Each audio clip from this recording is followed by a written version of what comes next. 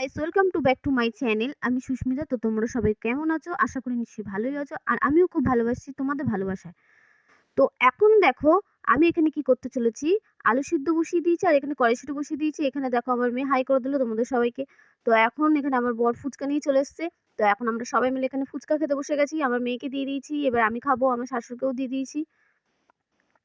তো এবার এখানে আমি ফুচকা খাচ্ছি। তো ফুচকা খাওয়া হয়ে গেলে, তো ফুচকাটা এতই ঝাল ছিল তো কি বলবো। তো এবার ফুচকা খাওয়া হয়ে গেলে আমি চলে গেলাম রান্না করতে। তো এখানে তেলের মধ্যে চিনিটা দিয়ে দিলাম, যেহেতু যাতে কালারটা আসে তরকারিতে। তো চিনিটা এবার হালকা লাল হয়ে গেলে তার মধ্যে আমি দিয়ে দেবো পেঁয়াজ কুচি। গরম মশলা দিয়ে দিলাম, তার মধ্যে দিয়ে দেবো পেঁয়াজ কুচি। তো পেঁয়াজ কুচিটা ভালো করে ব্রাউন কালার এলে তাহলে ওর মধ্যে মশলা সব কিছু দিয়ে দেবো একে একে। তো এবারে আমি কড়াইতে এপাশে আমি জিরে ভেজে নেবো, জিরেটা আর এক পাশে। তো দেখতেই পাচ্ছ পেঁয়াজটা হালকা হালকা ব্রাউন হয়েই এসছে কালারটা। আর এইদিকে দেখো সব কিছু আমি রেডি করে রেখেই দিয়েছি মশলাপাতি। তো পেঁয়াজের উপরে আমি এবার দিয়ে দিলাম ওর মধ্যে টমেটো দিয়ে দিলাম, কেটে রেখেছিলাম যে। তো তার মধ্যে নুন দিয়ে দিলাম যাতে ভালো করে টমেটোটা গলে যায়। এরপরে এখানে যে টমেটোটাকে ভালো করে নেড়ে ছেড়ে নিলাম, মশলাটাকে ভালো করে কষিয়ে নিচ্ছি। এবারে যে আদা রসুনের যে পেস্ট মানে ছিল সেটা আমি কি দিয়ে দিলাম মশলার মধ্যে। দিয়ে এবার এটাকে ভালো করে কষিয়ে নেব। একটু গ্যাসটাকে একটু জোরে করে নিলাম। তো এবার আমি কষাচ্ছি ভালো করে এটাকে। এর মধ্যে নুন হলুদ যা যা দেওয়ার, নুন তো আমি আগেই দিয়ে নিয়েছি। এবার তোমাদের লাগলে এবার তোমরা পরিমাণ মতন দিয়ে নেবে। দেখেন আমি নুন হলুদ সব দিয়ে দিলাম, লঙ্কার গুঁড়ো দিয়ে দিলাম, সব দিয়ে দিলাম। দিয়ে ভালো করে মশলাটাকে কষিয়ে নেবো। কষিয়ে নেওয়ার পর এইদিকে আমি কড়াইয়ের মধ্যে জিরেটাকে ভালো করে ভেজে নেবো। তো এই জিরেটাকে গুঁড়ো করা হবে, কারণ এই জিরে গুঁড়োটা লাগবে তোমার কড়াইশুঁটির কচুরির মধ্যে।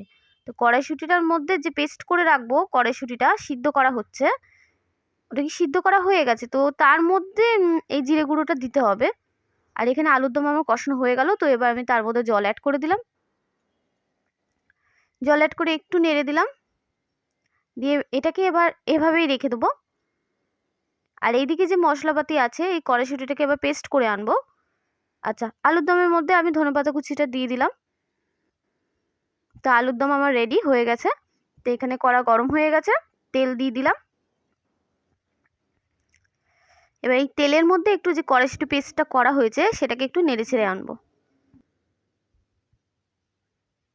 তো এটাকে নেড়ে ছেড়ে আনার পর যে এর মধ্যে যে আমি জিরে গুঁড়োটা দেবো বলে যেটা গুঁড়ো করে রেখেছিলাম সেটা এবার এর মধ্যে অ্যাড করে দেবো। দিয়ে তারপর এটাকে ভালো করে নেড়ে ছেড়ে আনবো। তো এটা হয়ে গেলে এবার এটাকে আমি নামিয়ে দেবো, চলে যাব নেক্সট পর্বে। এখানে যে মানে ময়দাটা এখানে মেখে রাখা হয়েছিল, লেচি করা হয়েছিল, তো সেটার মধ্যে এখন আমি পুর দিচ্ছি। এই কড়াইশুঁটি কচুরিটা এবার তৈরি হবে। তো পুর দেওয়ার পর এভাবে আমি একে একে সব এরকম করে রাখবো। তো তারপর আমার সব বেলা কমপ্লিট হয়ে গেল। তো এবার আমি চলে যাব নেক্সট পর্বে ভাজতে। এবার কড়াইশুঁটি কচুরিটা ভাজবো। গাইস দেখো তোমরা কিভাবে কড়াইশুঁটি কচুরিটা ফুলবে। তো এবার তেল গরম হওয়ার পর আমি কড়াইশুঁটির কচুরিটা মানে যে করা হয়েছিল বেলা হয়েছিল সেটা আমি এখন তেলের মধ্যে দিয়ে দিলাম। তো এবার দেখো কিভাবে ফুলছে। এপিট ওপিট ভালো করে একটু ভেজে নেব, হালকা একটু লালচে কালারটা এলে আমি তুলে নেব।